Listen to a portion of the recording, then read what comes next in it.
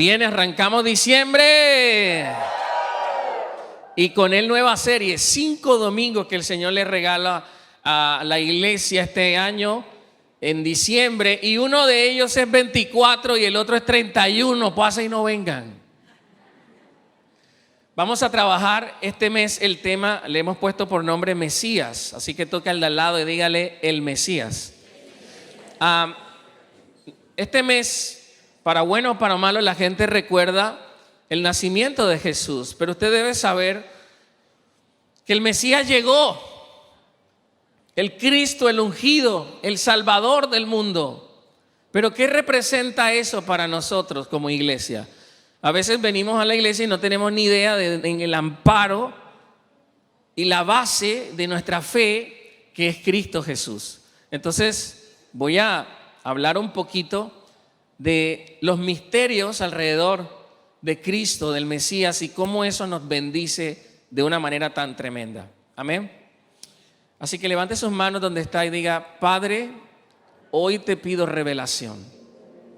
Dígale: tu palabra será expuesta, pero abre mi mente para entender las Escrituras. Diga conmigo: yo estoy seguro que hay una porción para mí. Dígalo fuerte: hay una porción para mí. Hay una porción espiritual doble para mí. Y yo vine esta mañana a recibir el pan de vida, que es Cristo Jesús. Y yo hoy pido, Espíritu Santo, abre nuestras mentes, abre nuestros corazones. Oh Padre Santo, glorifica el nombre de Jesús aquí. Espíritu Santo, glorifica el nombre de Cristo aquí. Y trae rema, trae revelación de tu palabra. Que podamos salir de este lugar no informados, sino transformados. Levante sus dos manos conmigo y diga: yo recibo eso. Soy transformado. Dígalo, soy transformado en mi mente y en mi corazón. Quiero pedirle al que está a su lado, dígale: no me distraigas, porque yo hoy voy a recibir de parte del Señor. El título hebreo, Mesías, juntamente con su homólogo en griego, que es Cristo, significan el ungido. Así que cada vez que usted pronuncia la palabra Jesucristo, usted está declarando a Jesús como el Mesías o como el ungido. En tiempos bíblicos, la forma de ungir o de elegir a alguien para ocupar una posición especial de autoridad era derramando aceite, un aceite santo especial sobre su cabeza. Y Jesús vino a la tierra como el Mesías, es decir, como el ungido, pero en lugar de ser ungido con aceite, Dios lo ungió con el Espíritu Santo. Hechos capítulo 10, versículo 38 dice: y saben que Dios ungió a Jesús de Nazaret con el Espíritu Santo y con poder. Y después Jesús anduvo haciendo el bien y sanando a todos los que eran oprimidos por el diablo, porque Dios estaba con él. Entonces, como le dije, les he puesto esta serie Mesías, porque en este mes recordamos, aunque sea vagamente, a la persona de Jesús.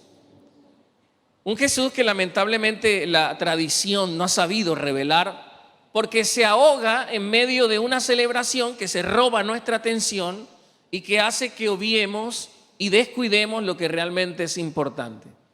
Así que mi objetivo en toda esta serie es mostrarle la perla de gran valor, el gran tesoro escondido, que este hombre fue capaz de vender todo lo que tenía y comprar el terreno porque sabía lo que estaba allí, que es Cristo el Mesías, que vino a la tierra para redimirnos y salvarnos de nuestros propios pecados. Alrededor de la figura de Cristo, el Mesías, hay muchos misterios, y el primer misterio que la gente vagamente celebra sin tener claridad de lo que está pasando allí es el misterio de la encarnación.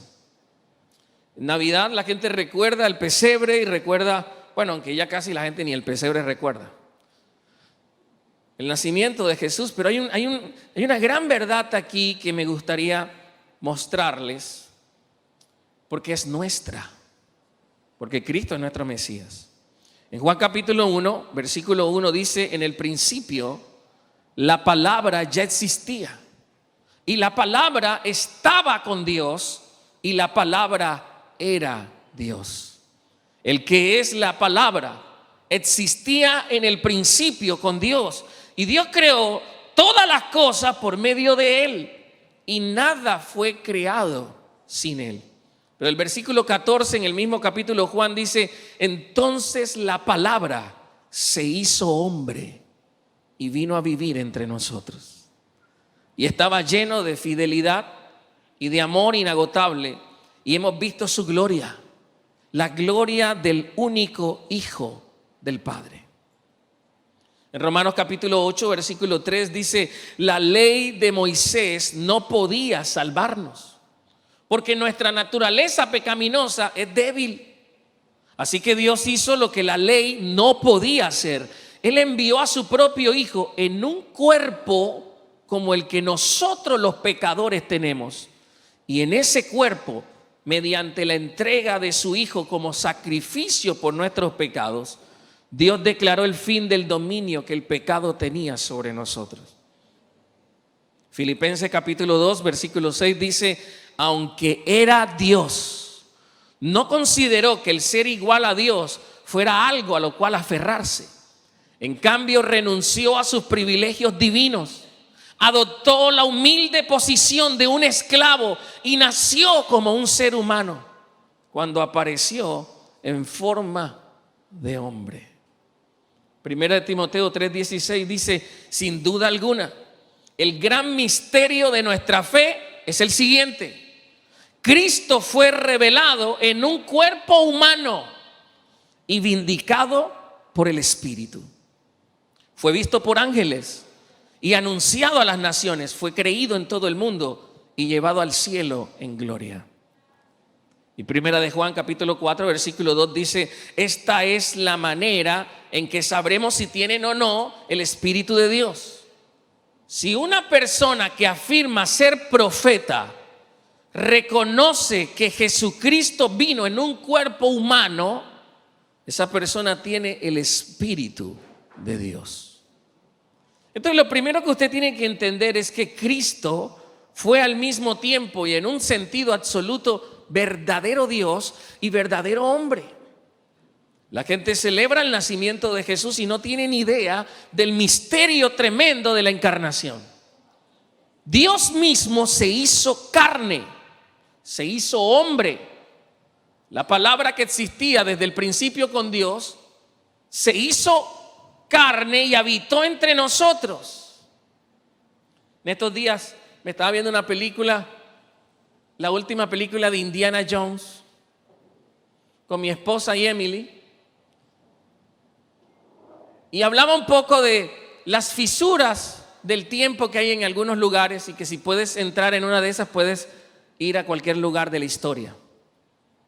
Ellos viajaron hacia la época de Arquímedes. Y yo le dije a mi esposa: tú sabes para dónde yo hubiera ido, ¿verdad? Imagínate a Dios en carne y hueso. Eso fue Jesús. Ahí, Dios mismo.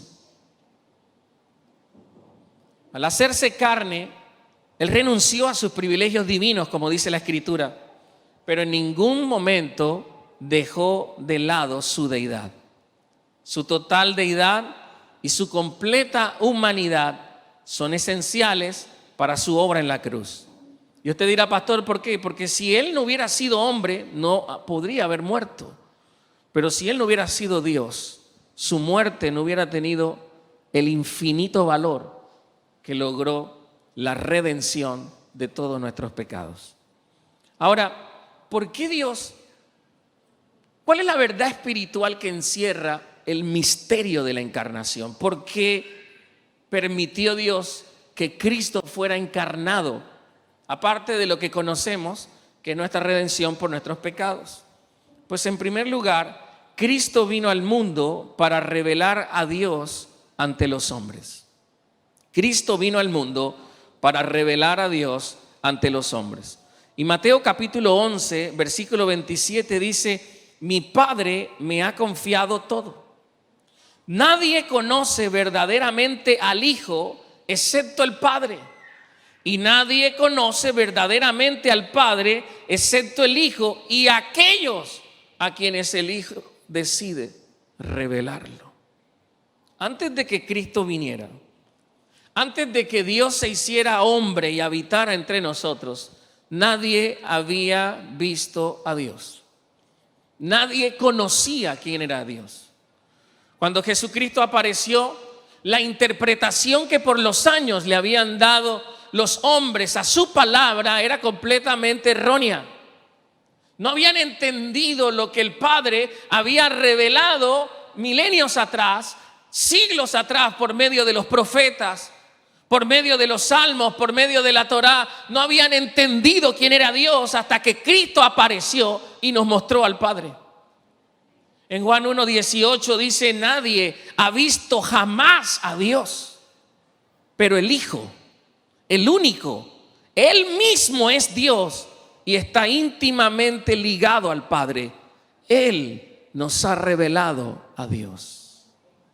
Por medio de la encarnación, el Dios a quienes los hombres no podían comprender plenamente, se revela en términos que son accesibles al entendimiento humano. Jesús le mostró por primera vez a la humanidad cómo era realmente el Padre. Por eso cuando estudias las biografías de Jesús, Mateo, Marcos, Lucas y Juan, descubres quién es Dios. Fue Jesús el que nos enseñó que Dios es amor. Basta con estudiar los evangelios para entender que no era ese Dios de muerte, que no era un Dios de ley sin misericordia. Jesús nos mostró que Dios es amor. Y en una ocasión sus discípulos le preguntaron, en Juan 14:8, Felipe le dijo: Señor, muéstranos al Padre y quedaremos conformes. Y Jesús respondió: Felipe, he estado con ustedes todo este tiempo y todavía no sabes quién soy. Los que me han visto a mí han visto al Padre. Los que me han visto a mí han visto al Padre. Entonces, ¿cómo me pides que les muestre al Padre? Entonces, si una persona realmente quiere conocer al Padre, primero debe conocer a Cristo. Porque solo Cristo nos vino a revelar al Padre. No hay nadie más. No hay ningún otro mediador entre Dios y los hombres que pueda acercarnos al Padre. Él es el camino. Él es la verdad y Él es la vida. Nadie puede ir al Padre si no es a través de mí.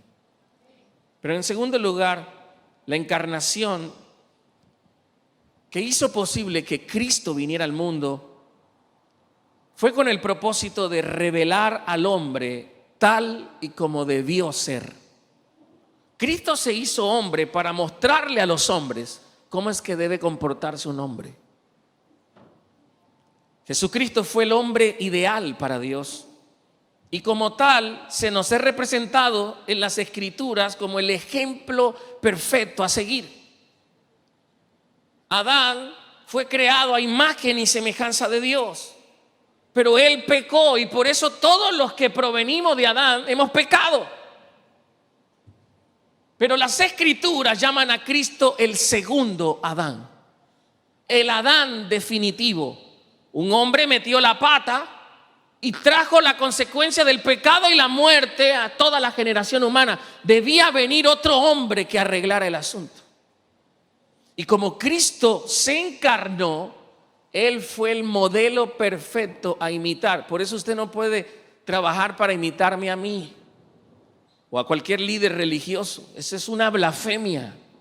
El único hombre perfecto caminó hace 2000 años sobre la tierra. Y es por eso que primera de Juan 2, versículo 6 dice: los que dicen que viven en Dios deben vivir como Jesús vivió. Si no me muestras a Cristo con tus acciones, no estás en Dios. Porque el único hombre que realmente agradó al Padre fue Jesucristo, el Mesías, el ungido. Tanto es así que Romanos 8:29 dice: pues Dios conoció a los suyos de antemano y los eligió para que llegaran a ser como su Hijo. a fin de que su hijo fuera el hijo mayor de muchos hermanos. Es decir, que usted fue creado por Dios y fue escogido por Dios para una sola razón: para que usted fuera hecho conforme a la imagen del Hijo. Es por eso que si usted no vive como Jesús vivió, usted está faltando a su propósito y a su diseño. No somos nadie hasta que no somos transformados a la imagen de Cristo. Hasta que no pensamos como Él pensó. Hasta que no amamos como Él amó. Hasta que no perdonamos como Él perdonó. Hasta que no vivamos en santidad como Él vivió. Necesitamos que el Mesías se nos sea revelado a nosotros. Porque la mayoría de nosotros se autodefine como cristiano. ¿Pero qué significa eso? Aquel que vive conforme a Cristo. La pregunta es, ¿usted vive para imitar a Jesús o usted hace lo que le da la gana? ¿O usted vive como usted quiere? Esa es la esencia del cristianismo. Vivir como Cristo Jesús vivió. Las personas pueden hablar de Moisés, pueden hablar de Josué, pueden hablar de Juan el Bautista, del cual Cristo mismo dijo: de entre los hijos de los hombres, de entre los hombres nacidos de mujer, no ha habido uno más grande que Juan. Pero aún así él pecó. Ellos fueron imperfectos. Todo hombre o mujer que ha pisado esta tierra ha sido imperfecto. El único hombre perfecto es Cristo Jesús. Es por eso que hemos sido llamados no solo a imitarlo, sino a vivir en Él. Romanos 5, 17 al 18 dice: pues el pecado de un solo hombre, Adán, hizo que la muerte reinara sobre muchos. Pero aún más grande es la gracia maravillosa de Dios y el regalo de su justicia, porque todos los que lo reciben vivirán en victoria sobre el pecado y la muerte por medio de un solo hombre, Jesucristo. Aleluya. Yo pensé que alguien iba a darle un aplauso a Dios por eso. Versículo 18: así es, un solo pecado de Adán trae condenación para otros, pero un solo acto de justicia de Cristo trae una relación correcta con Dios y vida nueva para todos. Aleluya. Alguien que le dé la gloria al Señor. Jesús fue la imagen exacta de Dios. Tú y yo somos semejanza. Él fue la imagen exacta de Dios. Por eso todos nosotros tenemos un llamado a ser como Él, si es que decimos que somos cristianos. Solo en Jesús se revela plenamente el proyecto de Dios sobre el ser humano completo y definitivo que Él siempre quiso que fuéramos.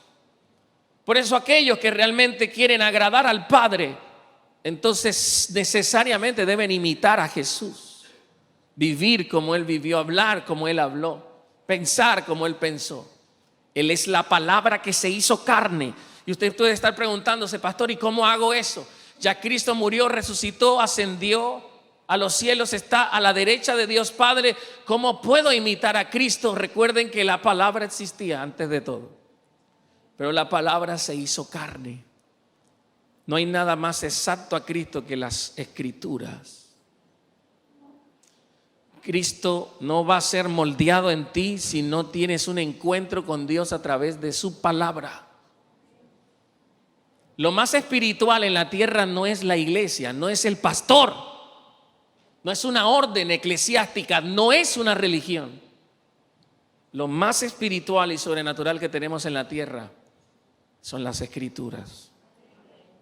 Es la palabra escrita. Y cuando tú la estudias y la lees y permites que el Espíritu Santo te hable con ella, tú vas siendo transformado a la imagen de Cristo, porque Cristo es la palabra. La palabra que se hizo carne y que habitó entre nosotros. Pero en tercer lugar, Cristo vino al mundo, se encarnó para ofrecer un sacrificio por el pecado. En Hebreos capítulo 10, versículo 5, dice la Escritura: por eso, cuando Cristo vino al mundo, escuche eso, cuando Cristo vino al mundo, le dijo a Dios: tú no quisiste sacrificios de animales ni ofrendas por el pecado, pero me has dado un cuerpo para ofrecer. Escuche lo que dice la Escritura. Cristo vino al mundo y en el mundo aquí le dijo a Dios: estos animales tú no lo quisiste, estos sacrificios tú nunca lo quisiste, pero ya tengo cuerpo y este cuerpo lo puedo ofrecer.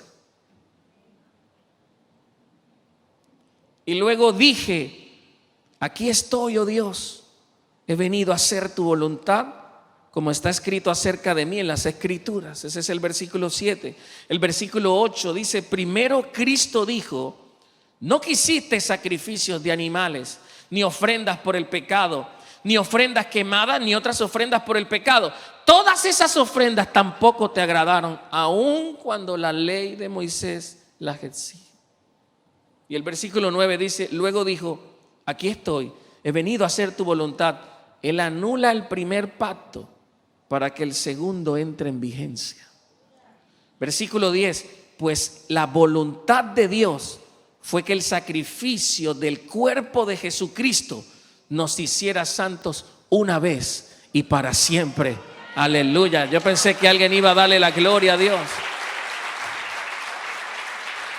En el Antiguo Testamento, el sacrificio de animales era totalmente insuficiente con respecto a la limpieza de los pecados. Por eso ellos tenían que sacrificar una y otra vez a un inocente cordero o a un inocente animal, y sobre ese animal cargar su culpa y pecado. Luego la sangre era rociada sobre ellos, pero la conciencia de pecado aún estaba. Era tanta esa conciencia que tenían que hacer eso una y otra vez. Pero Cristo llegó a la tierra y dijo: tú no quisiste esto nunca, pero me has dado a mí un cuerpo para ofrecer.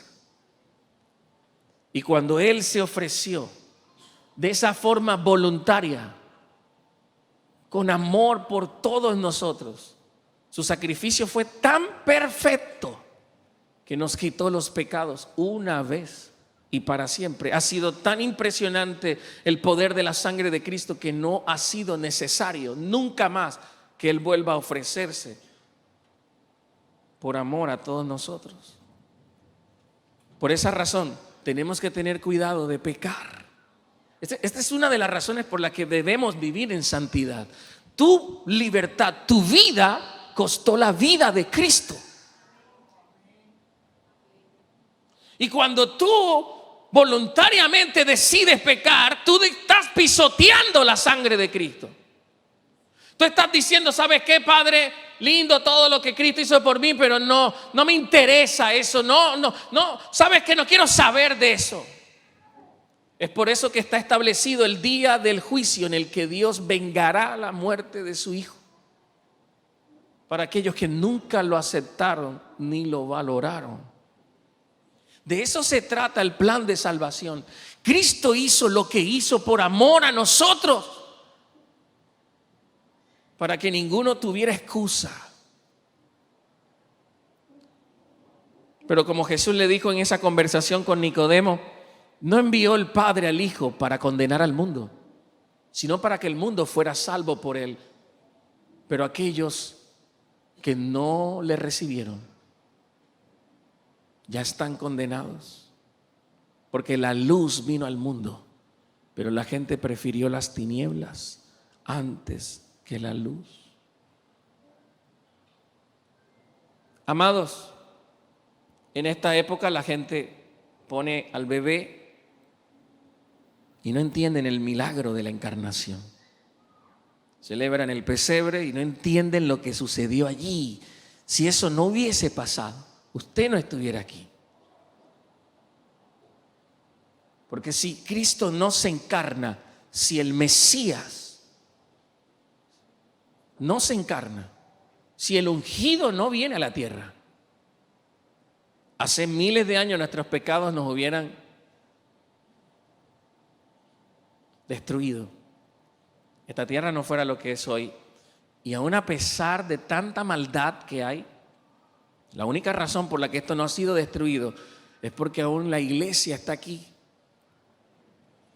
es porque aún los redimidos del sacrificio de Cristo están aquí, pero un día ellos serán quitados. La sal será quitada y por fin el mundo como lo conocemos, será destruido. ¿Cuántas veces no hemos escuchado a Jesús, su sacrificio, pero no lo hemos entendido, no lo hemos valorado? Pero tú que me escuchas en esta mañana, le vas a dar cuenta a Dios un día si valoraste o no su sacrificio. Pero en cuarto lugar, Cristo se hizo carne para destruir las obras del diablo. En Juan capítulo 12, versículo 31, dice la Escritura, Cristo se hizo carne para destruir las obras del diablo. Juan capítulo 12, versículo 31 dice, ha llegado el tiempo de juzgar a este mundo, cuando Satanás, quien gobierna este mundo, será expulsado. Un hombre, Adán, había condenado toda la raza humana a la esclavitud del pecado y de Satanás. Adán no supo en el momento de comer del fruto que puso su esposa en su mano, que condenaría a todos sus descendientes a la esclavitud del pecado. Y Dios los saca del Edén, que significa el deleite, y los manda a vivir la vida que todos hoy conocemos. Entra la enfermedad, entró la pobreza, entró la maldición. No fuimos creados para morir. Por eso nos duele tanto cuando alguien muere. Por eso ninguno se quiere morir, porque no fuimos diseñados para la muerte. Pero Adán pecó y con el pecado entró la muerte. Y la muerte se buscó las maneras expertas de poder producirla. Enfermedades, pobreza, guerras. Pero el segundo Adán llegó. Y cuando él llegó, dijo, ha llegado el tiempo de juzgar este mundo. El tiempo en que Satanás será expulsado. Cuando una persona recibe a Cristo, recibe el poder de echar a Satanás de su contexto. Porque un día Cristo lo va a sacar definitivamente del cosmos y del universo y de la realidad como la entendemos, porque Satanás va a ser echado al lago de fuego que es llamado infierno, eso dice la Escritura. Pero antes de que eso pase, cuando una persona recibe a Cristo, recibe la autoridad de echar al diablo fuera de su contexto. Es decir, la persona recibe a Cristo y puede decir, Satanás, te largas de mi familia en el nombre poderoso de Jesús. Una persona recibe a Cristo y puede decir, te largas de mi matrimonio, te largas de mi cuerpo, te largas de mi mente en el nombre poderoso de Jesús. ¿Y qué hace Satanás? El ladrón no vino sino para matar, robar y destruir. Las personas vienen a Cristo, vienen enfermas, vienen atadas. ¿Cómo llegó usted a Cristo? Vienen en pedazos y el carpintero empieza su obra de trabajo, pero para hacerlo tiene que echar fuera a Satanás. Y todo el que está en Cristo tiene la autoridad de Cristo. Algo que tienen que entender, y es lo que detesta el diablo, que Jesús derrotó a los principados y a las potestades no como Dios, sino como un hombre ungido por el Espíritu Santo. De hecho, todo el ministerio que ustedes conocen de Jesús, los que han visto películas o han leído las Escrituras, todos los milagros que hizo Jesús los hizo como un hombre ungido por el poder del Espíritu Santo. Es por eso que cuando un demonio está poseyendo a una persona o se quiere saber si una persona realmente viene de Dios, tiene que reconocer que Cristo vino en carne. Si no reconoce que Cristo vino en carne, hay un demonio allí. Ese profeta no es de Dios. ¿Por qué? Porque el dolor de cabeza más grande que el diablo y los demonios recuerdan es que Cristo vino y como hombre los venció, no como Dios. ¿Por qué esto es un tormento para el reino de las tinieblas? Porque tú eres un hombre, yo soy un hombre. Y Jesús dijo, a ellos les daré el poder de mi espíritu, para que así como yo derroté al diablo, a los principados y potestades, ellos también lo puedan derrotar. Yo pensé que estoy hablándole. ¿Dónde está la iglesia ungida por el Espíritu Santo que pelea contra el diablo y lo vence? El enemigo no tiene autoridad para enfermarte. Voy a repetir eso otra vez. El enemigo no tiene autoridad para enfermarte. No tiene autoridad para robar tu matrimonio. No tiene autoridad para robar tus finanzas. No tiene autoridad para entrar a tu vida. Pastor, me están haciendo brujería, hechicería. ¿Y qué? En el nombre de Cristo Jesús, nombre que es sobre todo nombre, la brujería se tiene que ir, la hechicería se tiene que ir, la enfermedad se tiene que ir. O alguien que entienda que el que está en Cristo, nueva criatura es. Las cosas viejas pasaron, todas son hechas nuevas. Cuando uno está en Cristo puede pelear las batallas y ganarlas, que no puede cuando está en Adán. Todo el que no está en Cristo está en Adán, y Adán es un derrotado.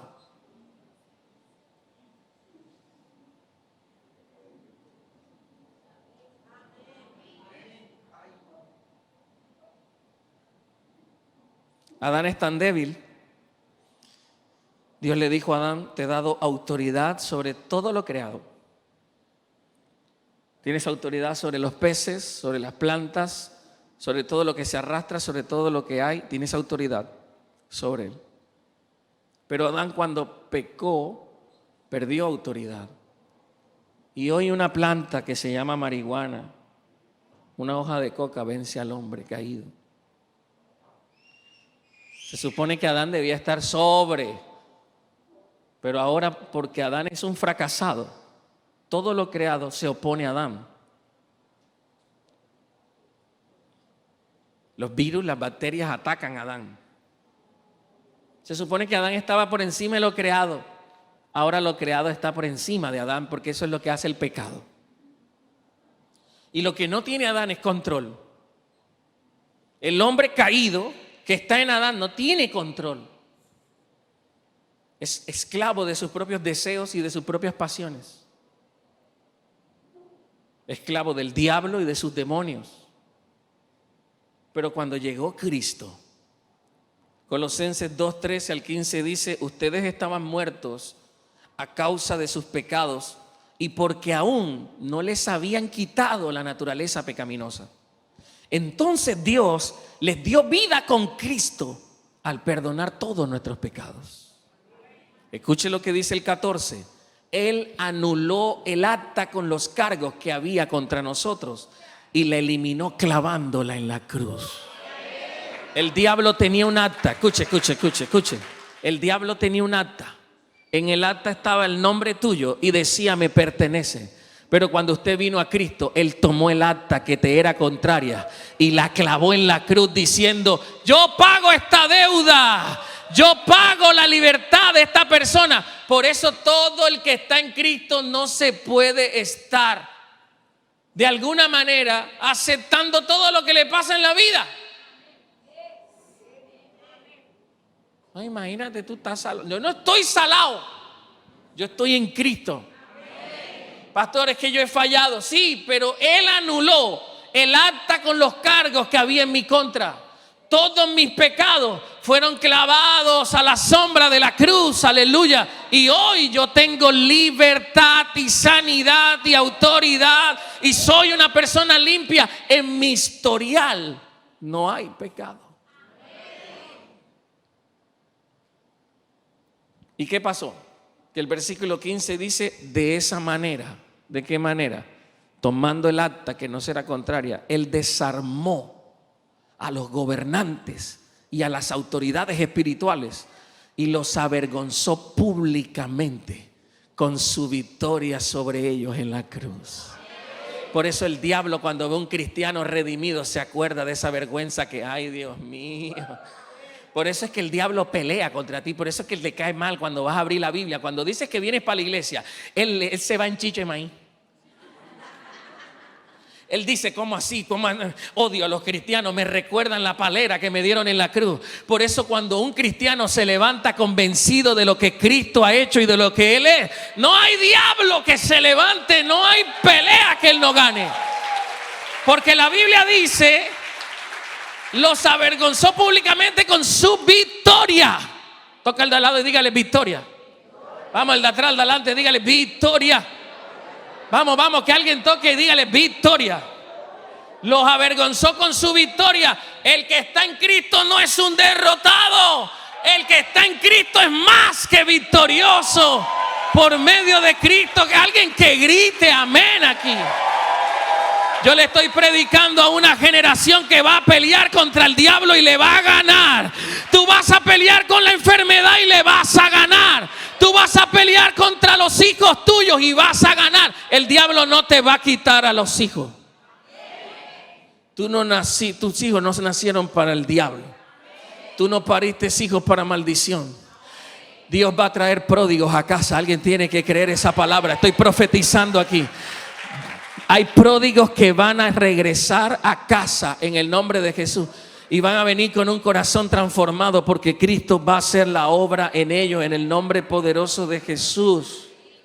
El enemigo no tiene autoridad sobre ti. Pueden pagarle lo que quieran a los brujos.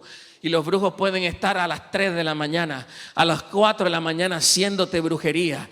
Pero ¿sabes qué? El que te cuida no duerme. Aleluya. El que te cuida no duerme. Hay ángeles alrededor tuyo. Te diré por qué. Porque tú estás en pacto con Cristo. Hay sangre de Cristo derramada sobre ti.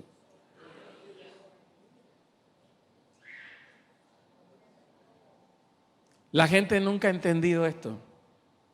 No es la cruz. Es el que murió en la cruz. Usted le dice, voy a llevar la cruz y voy a reprenderte. No, no, no. La cruz era un símbolo de masacre y de tortura romana. Jesús no fue el único que murió en la cruz. De hecho, el día que fue crucificado, 2 ladrones fueron crucificados a su izquierda y a su derecha. Entonces no es la cruz. Es quien murió en la cruz. Es Cristo.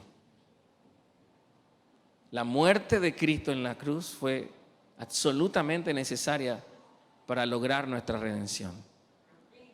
Pero también para quebrantar el poder del diablo. Por eso esos cristianos que me pasan diciendo, varón, ¿cómo está? Ay, pastor, diablo me tiene raguñado por aquí. Ayer peleé con él, pastor. ¿Qué pasó, varón? Le ganó nada, pastor. 3 raguños me hizo aquí. ¿Cómo así? Si el que está en Cristo, alguien está entendiendo lo que estoy predicando. El diablo ni siquiera debería alzar los ojos contra ti, pero ¿cuál es el problema? Que el cristiano de hoy no tiene autoridad.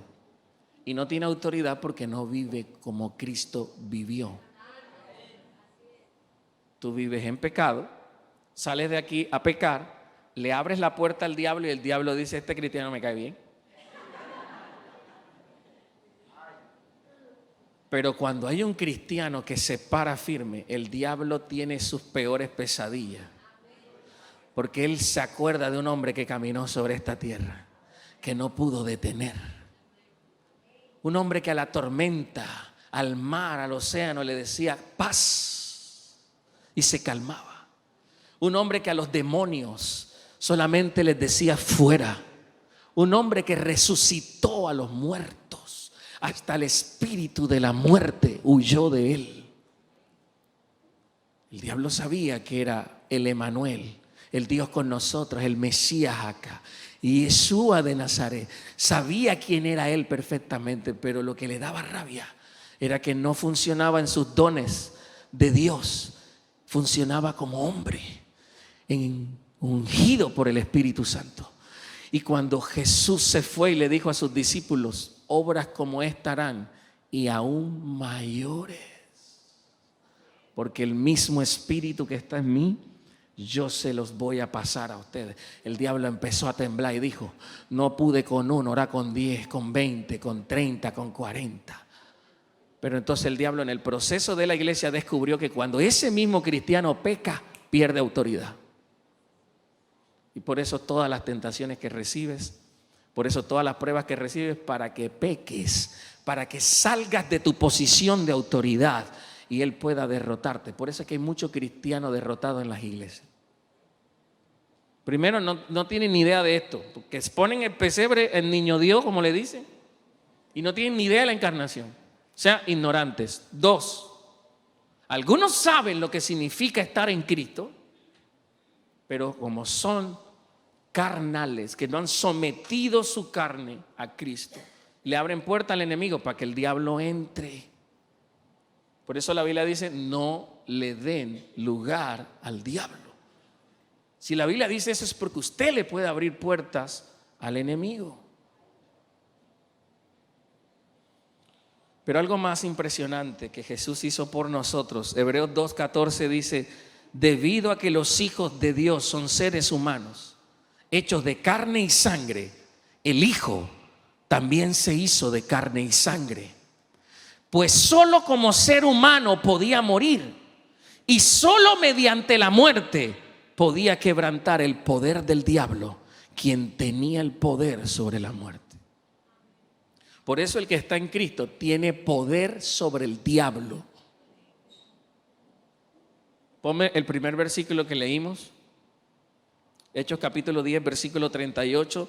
Saben que Dios ungió a Jesús de Nazaret con el Espíritu Santo y con poder.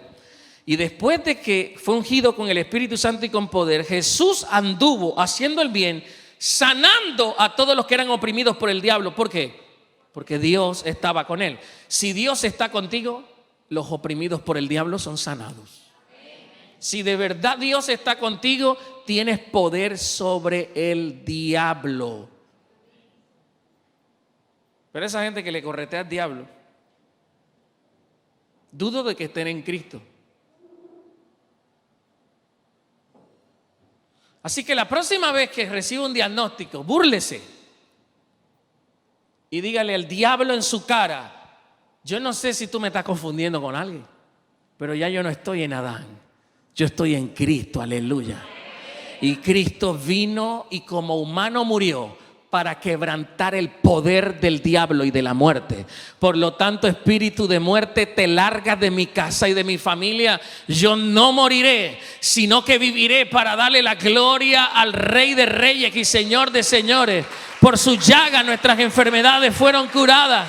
Yo estoy en Cristo, no estoy en Adán. Alguien tiene que levantarse y creerse lo que Dios ha dicho que son. El Mesías ya vino y estando clavado en la cruz gritó, tetelestai, consumado es, todo está hecho. Ahora depende de ti. Él cumplió con su trabajo. Ahora nos toca a nosotros. Así que cuando ponga el pesebre, si es que lo ponen,